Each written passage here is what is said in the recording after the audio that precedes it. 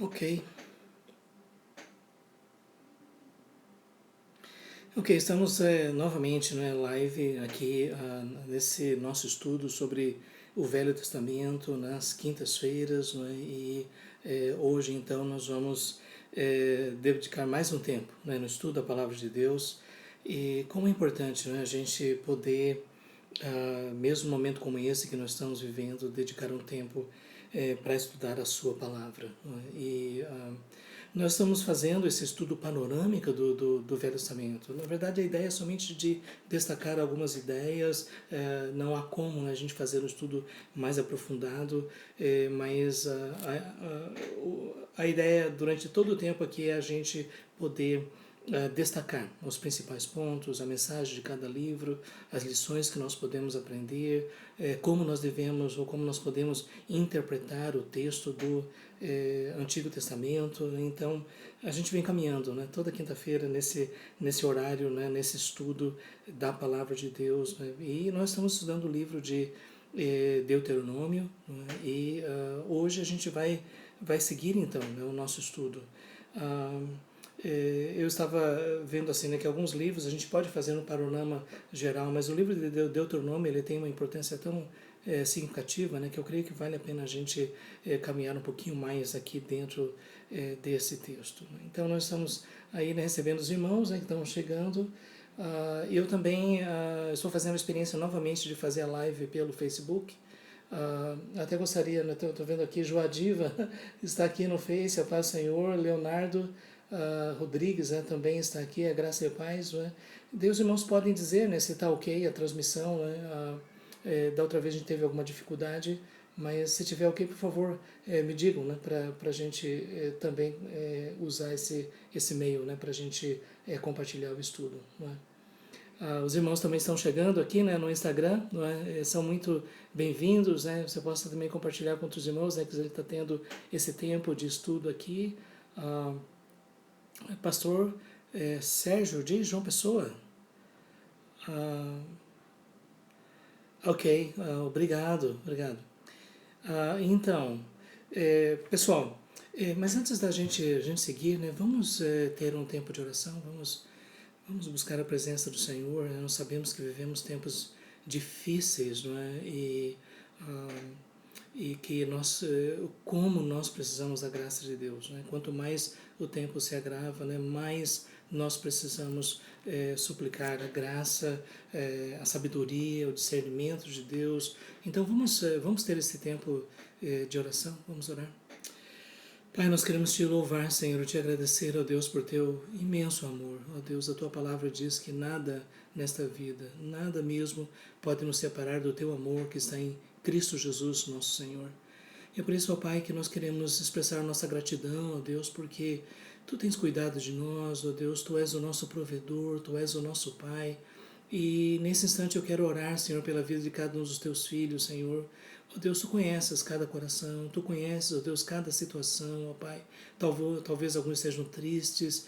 Ó Deus, nós queremos suplicar para que a tua graça esteja fortalecendo os teus filhos, dando sabedoria, discernimento, Senhor, em cada passo que devem tomar, ó Pai. Ó Deus, nós queremos te pedir, Senhor, que tu mesmo nos fortaleças no Senhor, na força do teu poder, que nos conceda graça, Senhor, que nós possamos experimentar a tua presença de uma forma especial, Senhor, e que a tua mão esteja guiando os nossos passos.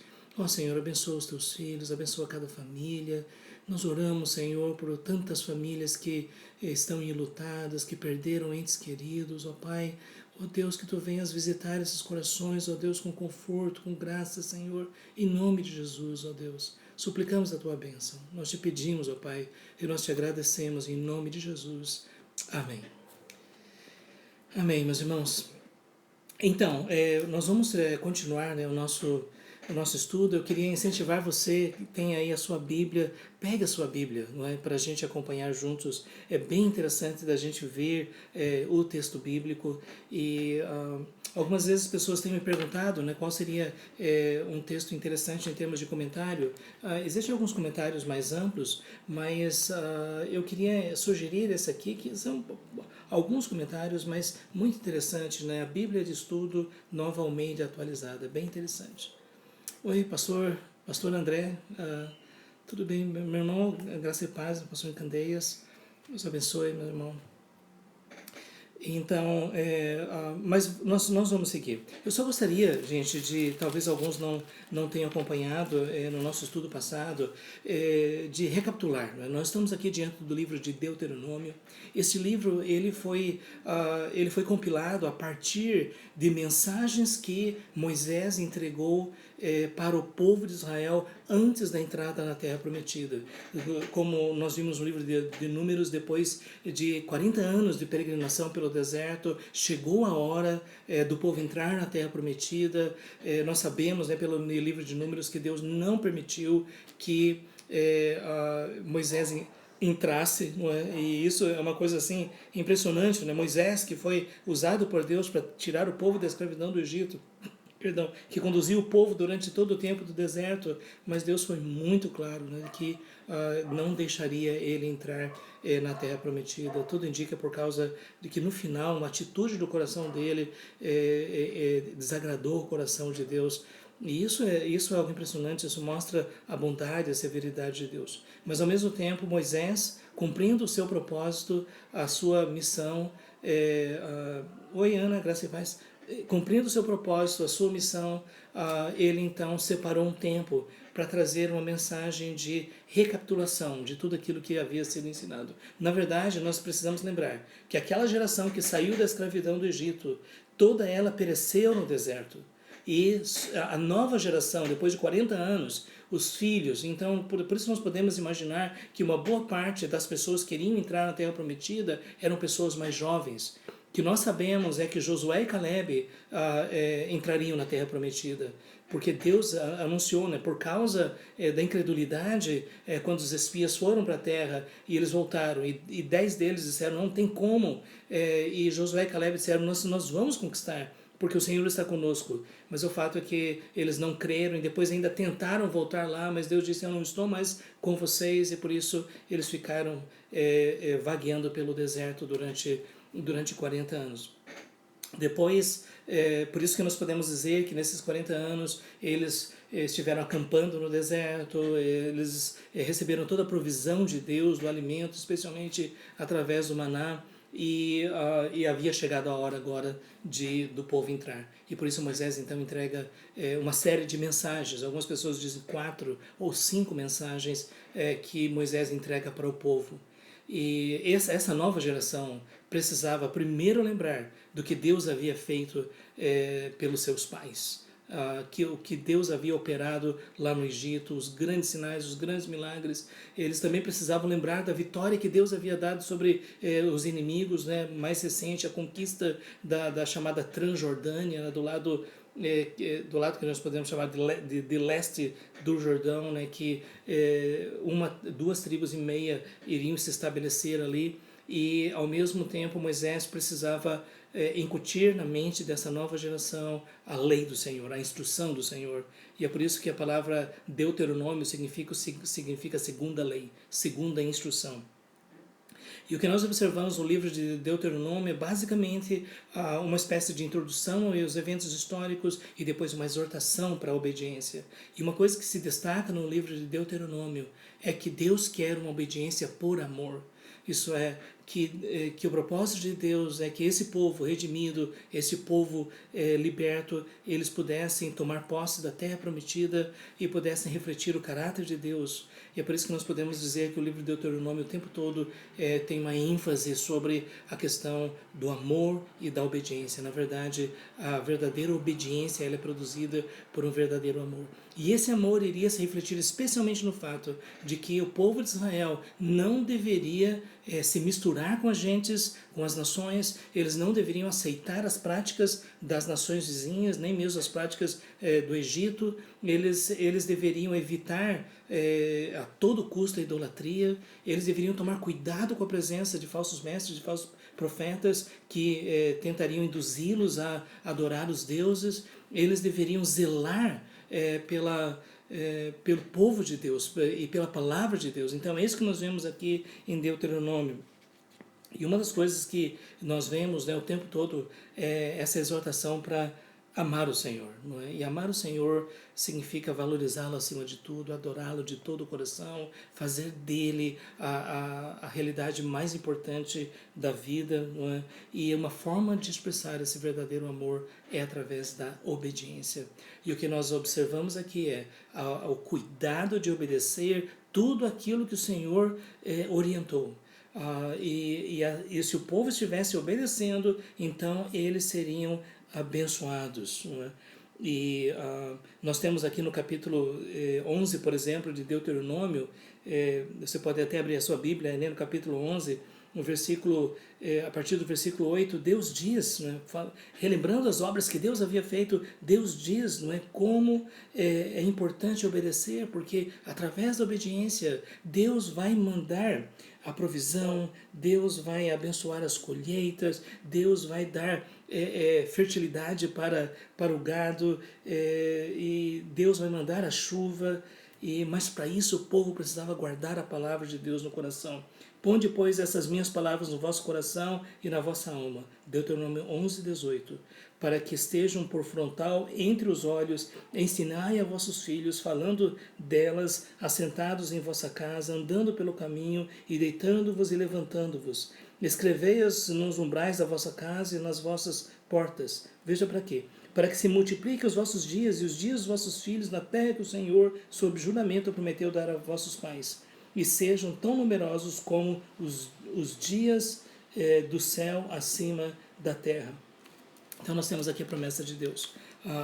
O fato é que nós, seguindo o exemplo do povo de Israel, nós precisamos guardar a palavra de Deus. Então não podemos apartar da revelação que Deus nos deu.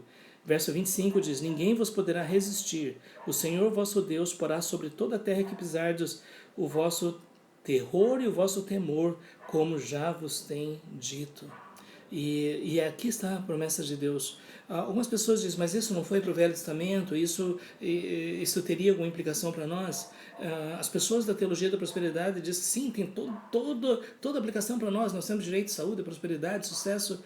Mas a gente vê, né, olhando para os evangelhos, né, de que ainda que realmente essas bênçãos de Deus tenham sido reservadas para o povo de Deus, não é? E eu concordo que foram reservadas também para todos os filhos da aliança em todas as épocas, não é? Mas a gente deve ir com cuidado, né, nessa questão de que algumas pessoas, então você tem que determinar, você tem que decretar, você tem que exigir, nada disso. Mas ao mesmo tempo o que Deus pede de nós é obediência, não é? Obediência por amor, porque Ele é o nosso Deus. E aqui está a passagem chave, não é? Capítulo 11, verso 26. Eis que hoje eu ponho diante de vós a bênção e a maldição. No nosso estudo passado eu estive compartilhando, né, que hoje em dia aqui no Brasil existe uma perspectiva muito comum de uma doutrina de quebra de maldições, e no geral a ideia é de que o diabo é o agente das maldições e Deus é o agente das bênçãos. Mas esse texto aqui diz que tanto as bênçãos quanto as maldições vêm de Deus. Porque Deus é o justo juiz, e se há obediência, então Ele abençoa. Se há desobediência, Ele amaldiçoa. É uma pena porque na nossa mente nós começamos a confundir maldição com obras de ocultismo, de macumbaria ou coisas assim, mas a maldição aqui é uma manifestação da ira e do julgamento de Deus contra o pecado nos termos da aliança que Deus fez com o seu povo no passado. Não é? Então, Deus diz aqui: eis que hoje eu ponho diante de vós a bênção e a maldição. A bênção quando cumprir os mandamentos do Senhor vosso Deus, que hoje vos ordeno. E a maldição se não cumprir os mandamentos do Senhor vosso Deus, mas vos desviardes do caminho que hoje vos ordeno, para seguir os outros deuses que não conhecestes. A questão toda é essa, o problema da idolatria. E o fato é que Deus então anuncia, não é, tanto as bênçãos quanto as maldições. Como eu comentei da outra vez, biblicamente falando, não existe quebra de maldição, no sentido assim de desfazer trabalhos do passado ou coisas desse tipo. Pelo menos nesse texto aqui, na linguagem bíblica, o que nós temos é que o povo, por causa do pecado, Deus impõe sobre eles a sua ira, o seu julgamento, muitas vezes atingindo as suas colheitas, atingindo as pessoas com enfermidades e atingindo as pessoas com derrota contra os inimigos. E quando a terra está tocada, né, ferida pelo juízo de Deus, então o povo clama ao Senhor. O caminho para nos afastarmos da maldição de Deus é o arrependimento. Como nós mencionamos, segundo Crônicas 7,14, se o meu povo que se chama pelo meu nome se humilhar, orar, buscar a minha face e se converter dos seus maus caminhos, então eu ouvirei dos céus, perdoarei os seus pecados e sararei a sua terra. Esse é o caminho. Não é? E, gente, antes de seguir, eu gostaria de dizer que, especialmente nesse momento que nós estamos vivendo, eu creio que Deus também está nos dando uma oportunidade para refletir sobre essas questões.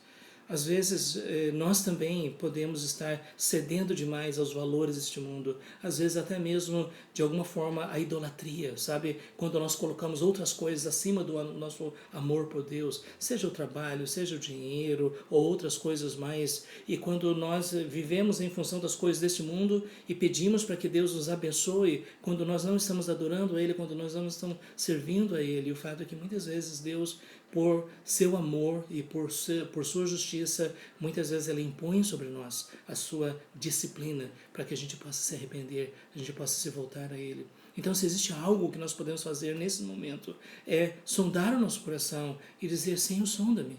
Vê se há em mim algum caminho mau, guia-me pelo caminho eterno, não permitas que eu esteja inclinando o meu coração, os meus sentimentos, as minhas afeições a ídolos, mas que eu esteja adorando o Senhor de todo o meu coração. Eu creio que esta é a mensagem que nós temos aqui. Uma coisa que nós observamos em Deuteronômio, por exemplo, é uma ênfase, que Deus está anunciando que Ele vai estabelecer um lugar. E Deus vai estabelecer um rei. Então, veja bem, eles ainda vão entrar na Terra Prometida, mas Deus está prometendo um lugar e um rei. Não é? Isso vai se concretizar quando Jerusalém for conquistada e ali eles estabelecerem o Estado, a nação de Israel, né, com um rei. E o lugar, veja bem, durante todo o tempo deserto, eles estavam no tabernáculo, com a tenda móvel, mas ia chegar um momento em que um templo seria construído, né? E isso aconteceu durante o reinado de Salomão. E daí Deus disse que ali faria habitar o seu nome. E o que nós precisamos lembrar é que o templo, primeiro o tabernáculo, depois do templo, simboliza a presença de Deus no meio do seu povo. E Deus disse: quando vocês entrarem na terra, vocês não vão oferecer sacrifício em qualquer outro lugar, vocês vão estabelecer um lugar para mim.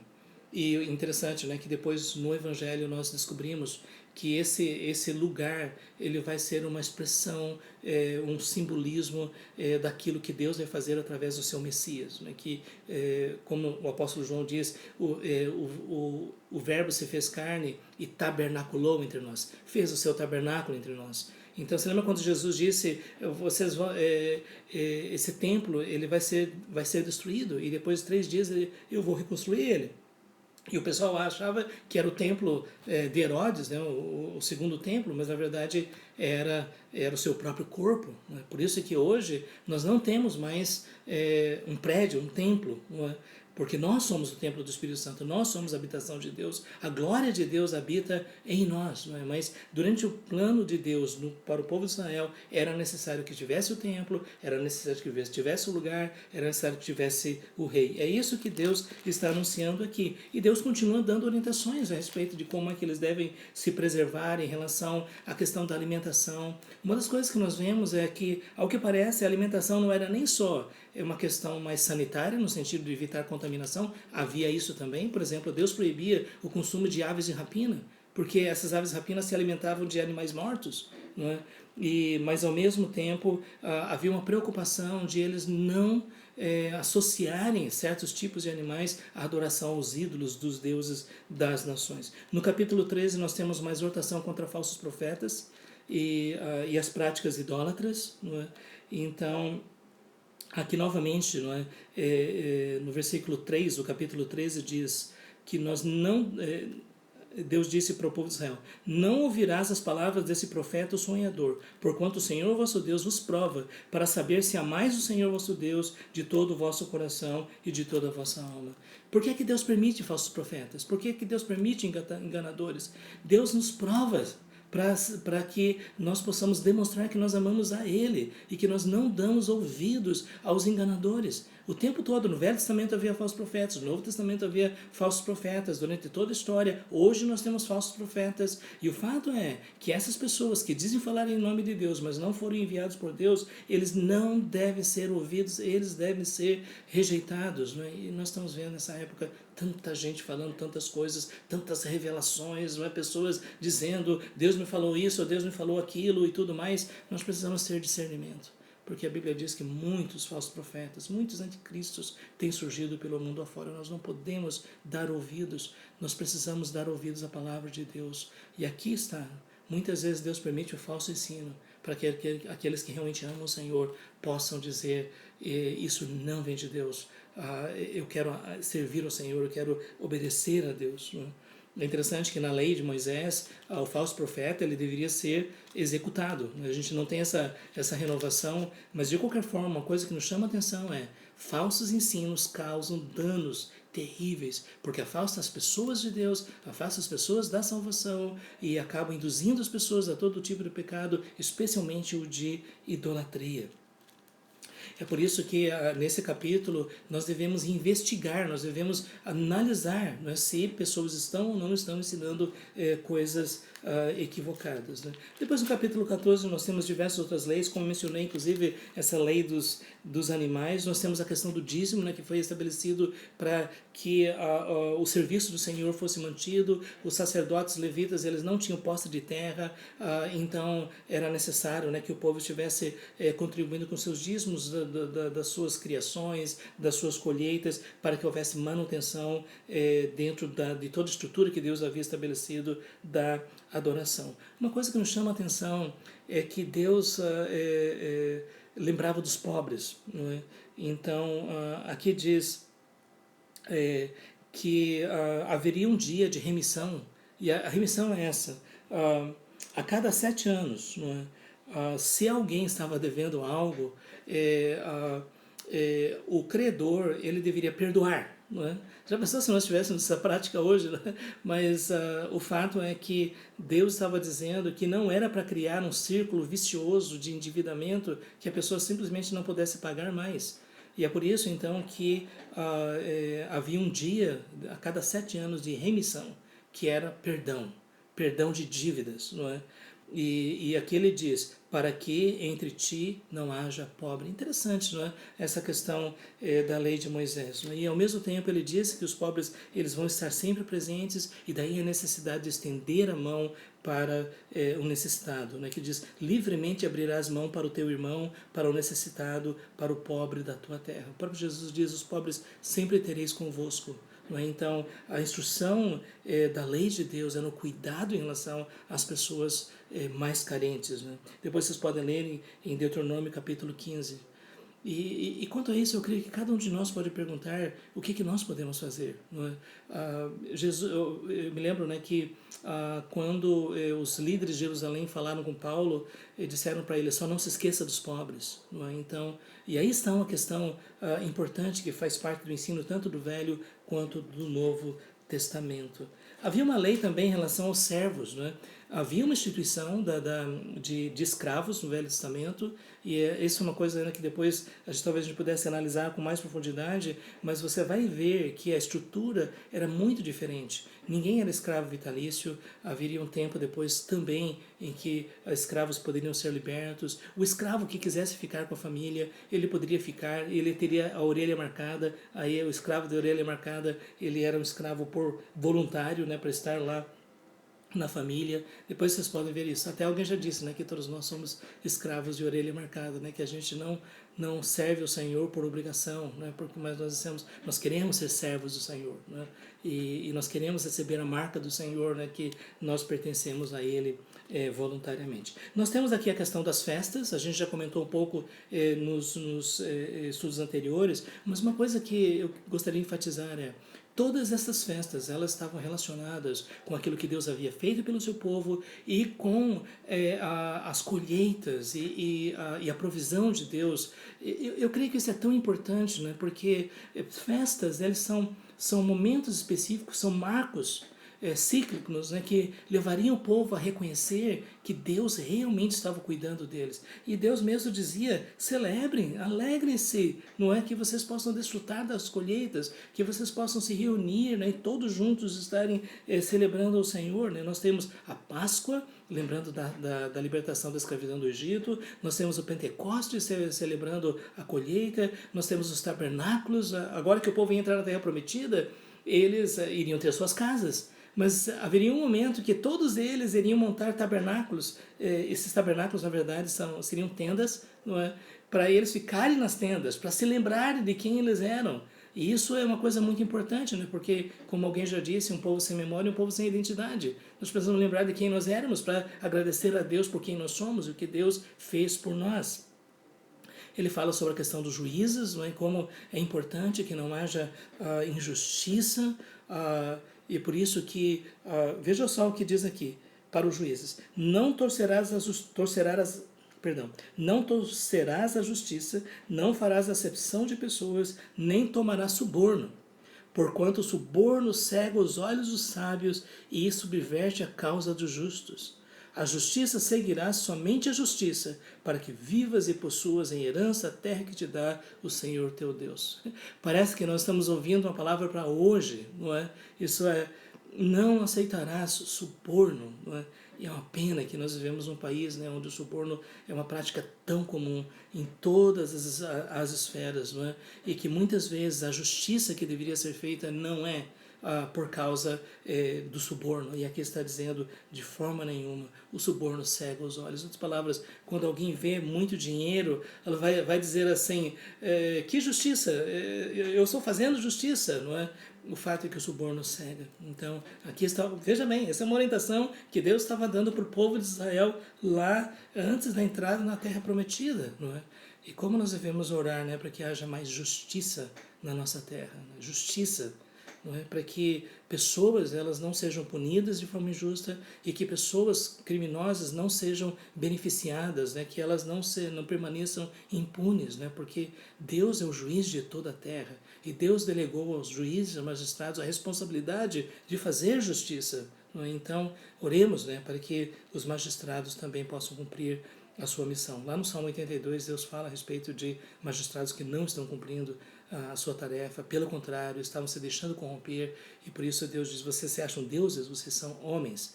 E a ideia é de que ninguém tem autoridade maior do que a autoridade que Deus dá. Então, gente, através da história nós vemos isso. Né? Quando eu paro para pensar, por exemplo, na época da Inquisição, aqueles juízes julgando as pessoas, muitas vezes com falsas testemunhas, muitas vezes com provas inventadas, e a partir daí estabelecendo o julgamento, aquilo tudo foi terrível. Por outro lado, nós devemos orar para que haja verdadeira justiça. Ok, capítulo 17 fala sobre idolatria, não é? E ao mesmo tempo também interessante, né, que os juízes naquela época tinham um papel muito importante, né, em relação a isso. E também a questão dos deveres do rei. Veja bem, eles vão ter um rei. E desde já Deus está dizendo, né, que esse rei ele não deve ser um homem estranho, não deve pertencer a outras nações, ele deve ser parte do povo, não é? E também diz que não é para multiplicar mulheres para que o seu coração não se desvie, e nem multiplicará muito para si prata e ouro. Né? O rei ele não deveria fazer disso o sentido do seu reinado. Né? Infelizmente nós vemos o caso de Salomão, era o filho de Davi, era um rei sábio, mas com o tempo essa questão das mulheres e das riquezas realmente distanciou Salomão do propósito de Deus. Né? Então isso aqui parecia uma profecia daquilo que iria acontecer na história de Israel, na história de muitos reis de Israel. Então, gente, uma coisa interessante, né, que se fala também sobre adivinhos e feiticeiros. Lembre-se, essa questão de ocultismo, de feitiçaria, de sacrifícios, de contatos com os espíritos, essas coisas já eram comuns nos diversos povos, e Deus exorta, né, que eles não deveriam fazer isso. Existem em alguns lugares pessoas que professam o evangelho, mas que ao mesmo tempo ainda continuam com as práticas ocultistas, com cerimônias e invocação de espíritos e coisas assim. Isso se chama sincretismo, e infelizmente em muitas nações pessoas que dizem ter recebido o Evangelho, mas continuam misturando as coisas. E eu diria, gente, na nossa época também, nós vemos tantos grupos, né, misturando as coisas, misturando pressupostos das religiões afro-brasileiras com o Evangelho, criando todos os tipos de superstição. E aqui a exortação de Deus, veja bem o que diz: perfeito serás para com o Senhor teu Deus. Porque essas nações que há de possuir, ouvem os prognosticadores e os adivinhadores, porém a ti o Senhor teu Deus não permitiu tal coisa. Não é? Às vezes é uma coisa assustadora, né, a gente pensar, né, que há pessoas que consultam horóscopo, sabe, em alguns lugares que vão consultar uma benzedeira e vão pedir para fazer essas cerimônias e coisas desse tipo assim. Isso realmente Deus disse que não permitiu, não é? Nós devemos confiar no nosso Deus. Nós temos capítulo 18 de Deuteronômio, a promessa de um profeta, não é? E, na verdade, Moisés era esse profeta que recebeu a palavra de Deus, entregou para o povo. Moisés estava dando agora essas últimas mensagens para o povo, mas Moisés anunciou que iria surgir um profeta no meio deles, diz Deuteronômio 18, verso 18 diz: suscitar-lhes-ei um profeta do meio dos seus irmãos, semelhante a ti, em cuja boca porém as minhas palavras, e ele lhes falará tudo o que eu lhe ordenar. Deus estava dizendo que iria surgir um novo profeta. É interessante que nenhum dos profetas do Velho Testamento cumpriram essa profecia. Nem Isaías, nem Ezequias, nem Jeremias, nem Zacarias. E mesmo entrando no Novo Testamento, se lembra a mulher samaritana perguntando: és tu o profeta que havias de vir? E o fato é que as pessoas estavam esperando, porque esse profeta, na verdade, era aquele que ia trazer a palavra final de Deus. Era o Messias prometido, né? E essa profecia se cumpriu na pessoa de Jesus. E a exortação é: não deixem de ouvir esse profeta, porque ele está trazendo a minha palavra. Você se lembra, né, quando houve aquela manifestação do Monte da Transfiguração e ali havia Moisés e havia Elias, não é? E representando os dois grandes profetas do Velho Testamento, e a voz dizendo: este é o meu filho amado, se referindo a Jesus. A ele ouvi. Jesus é a revelação final de Deus. Jesus é o cumprimento dessa profecia que nós temos em Deuteronômio 18. Ele trouxe a revelação final de Deus. É por isso que o autor dos Hebreus disse: tendo Deus outrora falado muitas maneiras, através dos profetas, nos últimos tempos nos falou pelo Filho, o qual constitui o herdeiro de todas as coisas, pelo qual fez o universo. Em Jesus nós temos a revelação final de Deus. É por isso que em Apocalipse, né, depois que nós temos a revelação da boca do próprio Jesus, em Apocalipse, ali está anunciado, né, de que nós não podemos mais nem acrescentar, nem tirar. Por isso eu queria dizer para vocês: não dê crédito a pessoas que dizem que estão recebendo novas revelações, que estão trazendo um novo movimento, que Deus está dizendo para elas, não é que, por exemplo, na Idade Média, muitas pessoas diziam, né, que o Espírito Santo continuava falando através da igreja, e aí surgiram todo tipo de doutrinas que não existem na palavra de Deus, e hoje também nós vemos muitos falsos profetas. Né? A segurança que nós temos é que Jesus trouxe a revelação final de Deus. Ele é a revelação plena de Deus. E por isso, cuidado, né, quando alguém diz que está no novo mover, uma nova revelação, especialmente quando a pessoa disser que teve uma revelação de anjo. Pior ainda, porque a Bíblia diz, né, que vão surgir anjos de luz, né, que vão enganar as pessoas. Né? Então, algumas das grandes seitas começaram com a revelação de anjos. Né? Tome cuidado com isso. E até eu gostaria de falar especificamente, né, que especialmente nesse período em que nós estamos vivendo, as pessoas dizem um monte de coisas, o que aparece na internet de previsões, de revelações, disso, daquilo. Olha, nós já temos uma revelação, né?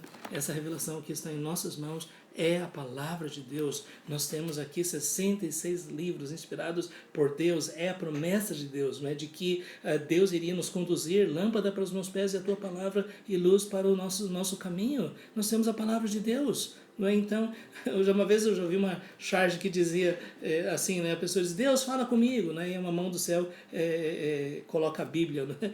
Nós temos a palavra de Deus em nossas mãos. Significa que Deus não possa nos falar de alguma forma, trazer algum conforto, exortação, direção? Não.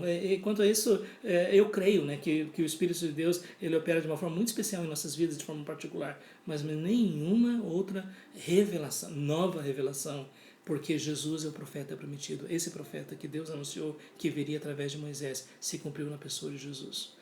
E o que nós encontramos então na palavra de Jesus é o nosso ensino final. Né? E nele nós devemos confiar, a ele nós devemos ouvir. Como a voz que dizia do céu: este é o meu filho amado, a ele ouvi. É por isso que quer dizer, né, que no tempo que a gente estava ministrando estudos nos programas de rádio, muitas vezes eu estava dizendo assim, gente, vamos ver o que Jesus ensinou. Vamos ver o que Jesus ensinou. Nós somos cristãos. Nós seguimos a Jesus. Nós cremos naquilo que ele disse. Então vamos ver aquilo que Jesus ensinou. Porque às vezes surgem pessoas dizendo, mas Deus me revelou isso, revelou. Não, não, não. Eu quero saber o que Jesus disse. Porque eu sou cristão, eu sigo a Jesus. Ele é aquele que trouxe a palavra de Deus para mim. Então eu quero ouvir Jesus. Por isso, sempre que você estiver diante de uma decisão para tomar sobre certas doutrinas e tudo mais, pergunte o que Jesus disse. Porque nós seguimos a Jesus. A Ele nós ouvimos. Ele é a revelação final de Deus para nós. E essa revelação final ela foi firmada, consolidada através da revelação dos apóstolos e profetas. Nós temos as Escrituras em nossas mãos. Tome cuidado com falsos profetas. Tome cuidado com pessoas que dizem estar recebendo novas revelações, que foram para o céu, que foram para o inferno, que viram coisas e tudo mais. Tome cuidado com isso, porque o que nós temos em nossas mãos é o mais precioso, é a palavra de Deus. Ok, gente, ainda seguindo, né, nós temos aí então em Deuteronômio essa questão, né, das cidades refúgio, Deus mostrando, né, que às vezes pode acontecer situações de violência, mesmo que não haja culpa, mas há o vingador. Então Deus providenciou lugares onde as pessoas poderiam ser protegidas, né, que as pessoas deveriam ser julgadas com justiça. Deus dá orientação em relação à guerra. E, gente, aqui é uma questão séria. Guerras têm havido através dos tempos, não é? Mas Deus dá orientação para que mesmo as guerras elas devem ser feitas através dos princípios que Ele mesmo estabeleceu. Não é? Esse é um assunto que talvez mereceria a gente, em outro momento, tratar de uma forma mais detalhada, não é? Especialmente, talvez a gente, quando entrarmos em Josué, a gente pode conversar um pouco mais sobre isso. Mas uma coisa que nós temos aqui é que Deus iria dar a Israel responsabilidade de conquistar as nações por causa do seu pecado, como uma manifestação do juízo, não é? E é por isso que Deus vai executar vai usar o seu povo, né, para essas guerras. Ok, eu vou seguir, tem algumas outras instruções e alguns outros detalhes, não é? Inclusive esta questão do casamento, não é? Um princípio importante. A gente vê que Deus estabeleceu a santidade do casamento, a santidade da sexualidade, e hoje em dia nós vemos essa desconstrução terrível, né, a respeito do que é o casamento, do que é o relacionamento sexual. Deus proibiu todo tipo de relacionamento que é contra a natureza. Deus anunciou, né, que o casamento é o seu propósito e, portanto, o povo de Israel não devia ceder às práticas pagãs que estavam ali ao redor, não é? Que deveria haver a honra do casamento. Agora, uma coisa interessante no Velho Testamento é que muitas vezes os pais casavam as filhas, não é? E essa é uma prática que tem existido aí através da história, não é? Mas o tempo todo nós vemos Deus zelando, né, para que não haja a impureza, a infidelidade e relacionamentos distorcidos dentro de Israel. Uma coisa que nos chama a atenção também é, no capítulo 23, o zelo do Senhor por essas questões de pureza, de limpeza. Não é? Depois vocês podem ler com mais cuidado aí a limpeza do acampamento. Não é? Veja bem, por que o acampamento precisava estar limpo? Porque o povo estava vivendo juntos, né? Havia perigos de doenças, de contaminação e tudo mais, e Deus orientou, tomem cuidado com isso, não é? Interessante, foi Deus mesmo que disse para tomar cuidado, né? Eu acho que isso tem uma aplicação para a gente, né? Hoje em dia, eu acho, deve ter alguma aplicação, né? Da questão. E Deus dá orientações a respeito do divórcio, da punição. Uma coisa que eu gostaria de chamar a atenção aqui é Mateus 25, verso 13 diz assim, Deuteronômio 25, verso 13 diz assim: na tua bolsa não terás pesos diversos, um grande e um pequeno. Na tua casa não terás duas sortes de efa, um grande e um pequeno. Terás peso integral e justo, efa integral e justo, para que se prolongue os teus dias na terra que te dá o Senhor teu Deus. Porque é abominação o Senhor teu Deus todo aquele que pratica tal injustiça. Então, mas gente, por que Deus foi tão severo em relação a isso, não é? A gente sabe, né, que em algumas feiras ainda, né, que tem esses pesos, não é? Muitos hoje têm balanças já eletrônicas, né? Mas tem esses pesos, né? Que você tem um peso com 1 quilograma ali marcado no ferro, mas na verdade se você colocar numa balança real vai ter 800 gramas, não é? Então isso é uma enganação, né? Então a pessoa está comprando 800 gramas como se fosse 1 quilo, né? E a Bíblia diz que Deus abomina isso. E hoje em dia há pessoas, né, que na época da tecnologia sabem como burlar, né, os sistemas de segurança das balanças, né, e aí adulteram a medição das balanças, né, novamente para ganhar mais dinheiro. A Bíblia de Deus abomina isso, mas não é só a questão da balança, é todo o comércio desonesto, é todo tipo de prática, né, que explora as pessoas, todas aquelas coisas que são desonestas e injustas. Deus abomina essas coisas, né, por isso que nós devemos fazer as coisas no nosso trabalho lembrando disso, de que acima das leis que o país determinou, nós temos o nosso Deus que olha para nós e está vendo se nós estamos fazendo para a glória dele, mesmo essa questão dos negócios, não é? Então a questão princípio interessante, não é, que nós temos para que os cuidados sejam tomados, para que não haja desonestidade nos negócios. A gente queria falar tantas coisas, né? Mas uma coisa que eu gostaria no verso 26 de destacar aqui é: hoje o Senhor teu Deus, 26, capítulo 26, 16 diz: hoje o Senhor teu Deus te manda cumprir esses estatutos e juízos, guarda-os, pois cumpre-os de todo o teu coração e de toda a tua alma. Veja bem, a obediência que Deus pede de nós não é só uma obediência, Deus, eu vou fazer, mas é uma obediência de todo o coração. É uma obediência porque nós amamos o Senhor. Sabe, não é a pessoa que diz, eu tenho que fazer, é a minha obrigação, mas é porque nós amamos o Senhor, porque nós queremos glorificar o seu nome.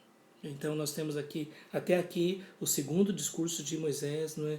E o terceiro discurso de Moisés, aí sim nós temos a promulgação oficial da lei. Vocês podem ler em Deuteronômio capítulo 27 o anúncio das bênçãos e maldições, não é?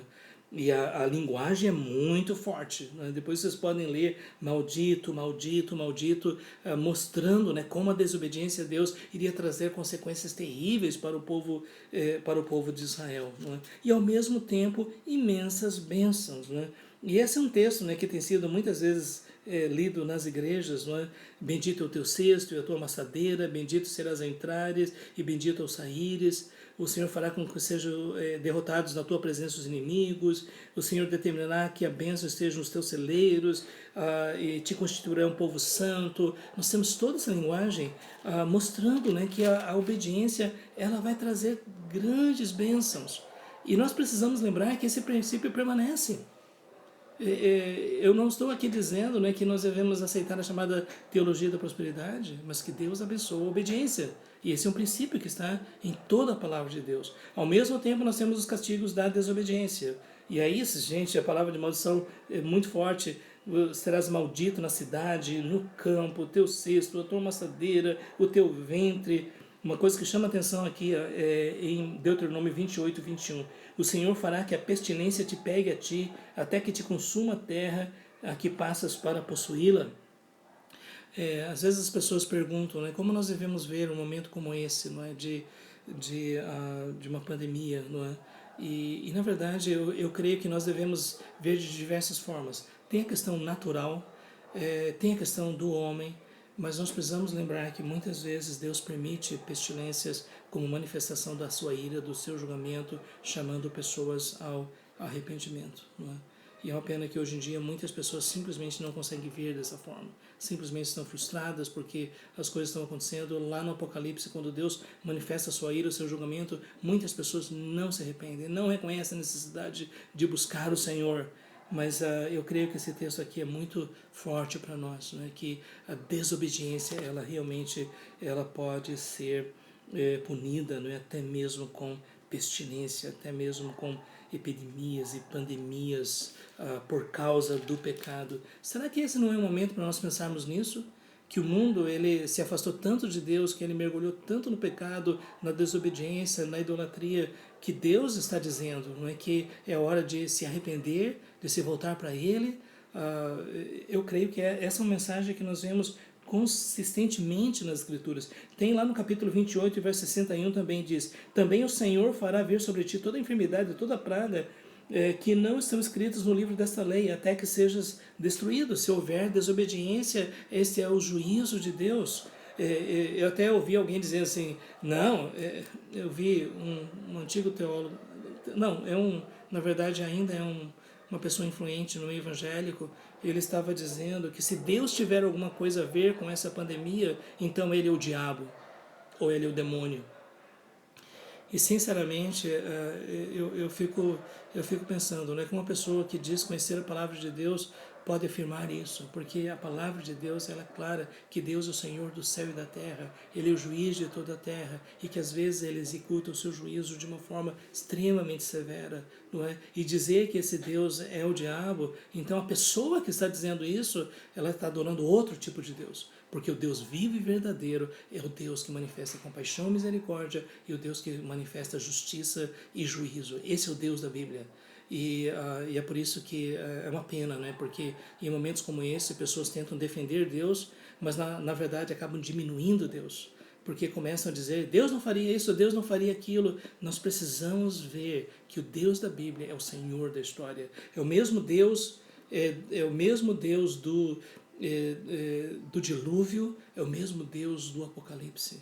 Nós precisamos lembrar disso, porque senão nós estamos querendo adorar um Deus que é somente bondade e misericórdia, que não faz questão do pecado. Não é isso, não é? Ok, gente, então aí nós temos o terceiro discurso de Moisés, né? E eu gostaria só de fazer algumas considerações, né, em relação ao quarto discurso de Moisés, né? Porque Deus aqui faz uma aliança com o povo, e o que Moisés faz? Em primeiro lugar, ele recapitula aquilo que Deus já havia feito, não é? E depois então exorta o povo a guardar a aliança, não é? Lembrando de que Deus havia guardado, que Deus havia feito a provisão. E uma coisa que me chama a atenção, 29:13, é: para que hoje te estabeleça por seu povo, e ele te seja por Deus, como te tem prometido, como jurou a teus pais, Abraão, Isaque e Jacó. É aquilo que Deus está fazendo, de acordo com a profecia que Deus havia dado. Então, gente, é muito importante nós lembrarmos, né, que o propósito de Deus está se cumprindo, né? E agora que o povo está para entrar na terra prometida, eles precisam se lembrar que esse povo que saiu da escravidão do Egito é porque Deus havia prometido a Abraão, Isaque e Jacó que na descendência deles seriam abençoadas todas as famílias da terra, que Deus daria posse da herança. Foi isso que Deus fez. Não é? Então, por isso que eu acho tão interessante nessa recapitulação que Moisés faz para o povo de Deus. E uma coisa que nos chama a atenção no capítulo 29 e 24 diz: todas as nações dirão, por que fez o Senhor assim com esta terra? Qual foi a causa do furor do tamanho da sua ira? Veja o que ele está dizendo.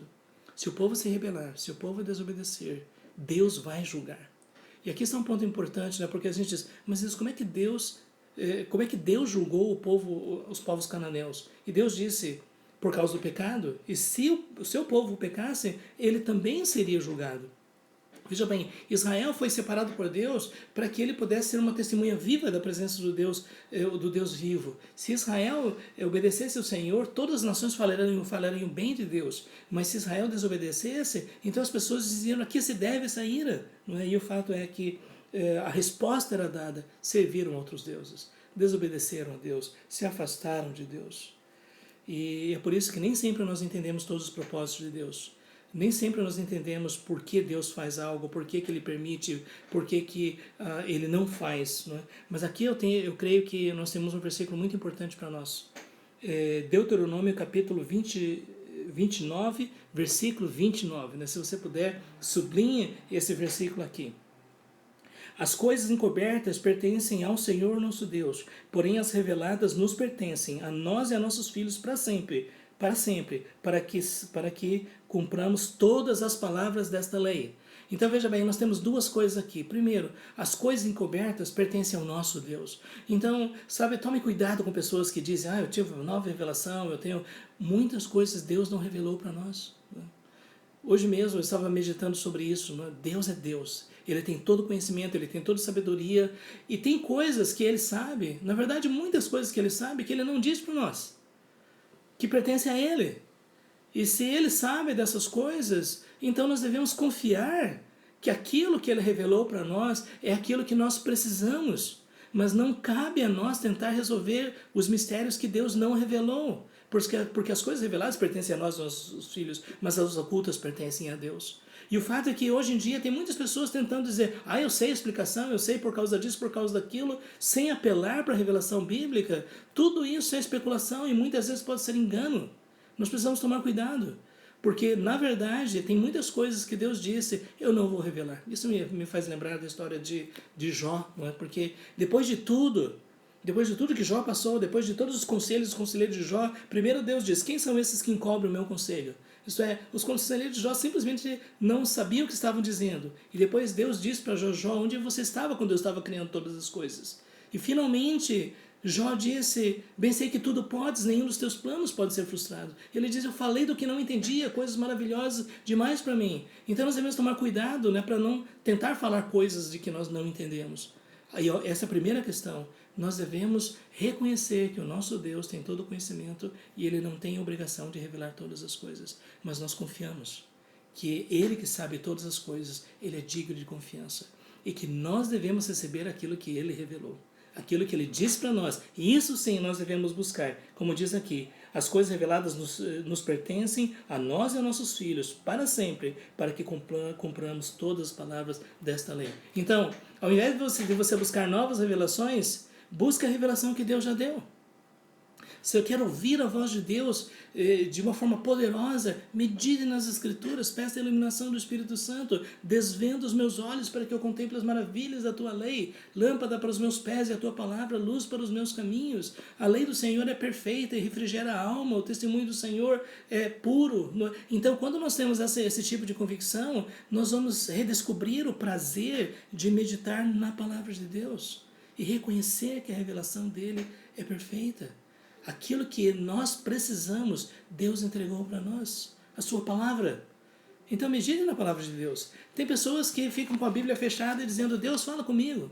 Tem pessoas que vão para outros lugares: eu soube que existe uma irmã que Deus usa. Deixa eu dizer uma coisa: aqui Deus usa a sua palavra para nos dirigir, nos confortar, nos edificar, nos fortalecer. Porque se nós estamos dando ouvido a tantas outras coisas, não estamos ouvindo a Deus, pode ter certeza que nós vamos ser enganados. Mas a palavra de Deus, ela é viva e eficaz, ela é mais cortante que uma espada de 2 gumes. Então que nós possamos dar ouvidos àquilo que Deus falou. Eu quero dizer para vocês, através da história da igreja, todos os grandes movimentos de reforma, de avivamento, movimentos de missão, crescimento da igreja, todos eles foram baseados numa volta à palavra de Deus. E é por isso que nós precisamos lembrar disso. Nós vivemos uma época em que as pessoas ficam impacientes para estudar a Bíblia, que ficam dependendo de citações de versículos nas redes sociais e simplesmente não dedicam tempo para estudar a palavra de Deus. Agora eu estava pensando assim, mas Deus, a gente procura: Deus, fala comigo. Eu dei a minha palavra. Não é isso que eu quero. Mas veja bem, Deus nos deu a sua palavra. Por isso que o apóstolo Paulo diz: transformai-vos pela renovação da vossa mente, para que experimenteis qual seja boa, agradável e perfeita vontade de Deus. Então leia a palavra de Deus, medite na palavra de Deus, peça para que Deus abra os seus olhos e você vai descobrir a realidade de quem Deus é, como você nunca imaginou. E depois você vai descobrir que muitas dessas coisas que as pessoas dizem que são novas revelações, elas são tão toscas e tão inferiores e tão estranhas, né, aquilo que nós realmente vemos na palavra de Deus. E por isso lembre-se, não é? Que Deus aqui pede de nós no capítulo 30, o Senhor teu Deus se considerar o teu coração e o coração da tua descendência. E aqui lembrando, gente, que não é só uma obediência interna, é uma obediência do coração, é uma obediência que vem do nosso mais íntimo, não é? E é por isso que aqui diz: pois essa palavra está muito perto de ti, na tua boca e no teu coração, para cumprires. Então aqui está, a palavra de Deus está perto de nós. Ela está no nosso coração, nós devemos guardar para cumprir. Às vezes as pessoas dizendo: Senhor, o que tu queres que eu faça? Como é que eu posso saber a tua vontade? Deus revelou a sua vontade para nós. Então veja aquilo que ele disse e você vai ter segurança daquilo que Deus quer para você. Não, mas eu estava precisando tomar decisões de outras coisas que eu não vejo na Bíblia. Eu vou dizer uma coisa para você, se o Espírito Santo estiver iluminando sua mente, o seu coração, a sua mente cheia da palavra de Deus, vai dar condições para você analisar as situações e a partir daí tomar as melhores decisões, porque a sua mente e o seu coração estão cheios da palavra de Deus. É por isso que um grande pregador do passado disse, ou este livro afastará você do diabo, ou o diabo afastará você deste livro. Que nós possamos amar a palavra do Senhor, que nós possamos guardá-la em nosso coração, porque o que Deus diz aqui, vê que propõe hoje a vida e o bem, a morte e o mal. Isso aqui é o grande desafio que nós temos em nossa vida. Que se nós quisermos, como o povo de Israel, conquistar a terra prometida, se nós quisermos experimentar a vontade de Deus, que nós possamos dar ouvidos àquilo que o Senhor fala através da sua palavra. Deus disse que cumpriu essa promessa para Abraão, Isaque e Jacó. E é isso que nós vemos aqui no livro de Deuteronômio. Pessoal, nós estamos já caminhando, né, para a conclusão desse nosso estudo, né, mas eu queria deixar para vocês essa meditação, né, que nós possamos amar o Senhor. Ele é o nosso Deus, Ele é o Criador. Os deuses não passam de ídolos. Ele é aquele que nos abençoa, não é?